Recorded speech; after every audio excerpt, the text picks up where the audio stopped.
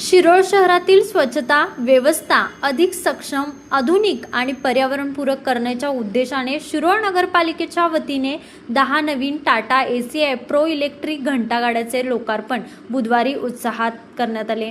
शहरातील 10 प्रभागासाठी स्वतंत्र घंटागाड्या उपलब्ध करून देण्यात आल्याने घराघरातून कचरा संकलन अधिक प्रभावीपणे होणार आहे। या इलेक्ट्रिक घंटागाड्यांना प्रत्येकी 750 किलो कचरा वाहून नेण्याची क्षमता असून इंधन खर्चात बचत होणार आहे। नगरपालिकेच्या परिसरात स्वतंत्र चार्जिंग स्टेशन उभारण्यात आले असून प्रत्येक वाहनात GPS प्रणाली बसवण्यात आल्यामुळे कचरा संकलनावर थेट नियंत्रण ठेवता येणार आहे।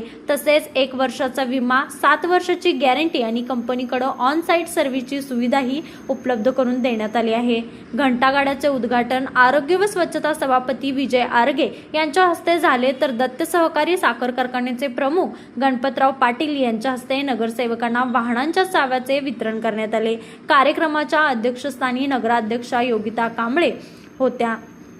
उपनगराध्यक्ष पृथ्वीराज सिंह यादव यांनी शहराच्या विकासात स्वच्छतेला सर्वोच्च प्राधान्य देण्यात आल्याचे सांगत या घंटागाड्यामुळे कचरा संकलन अधिक वेगवान, शिस्तबद्ध आणि कार्यक्षम होईल असा विश्वास व्यक्त केला। यावेळी कैलासवासी अजितदादा पवार यांच्या जयंतीनिमित्त अभिवादन करण्यात आले। तसेच सामाजिक कार्यकर्ते विवेक पल्ले यांच्या वाढदिवसानिमित्त त्यांचा सत्कार करण्यात आला।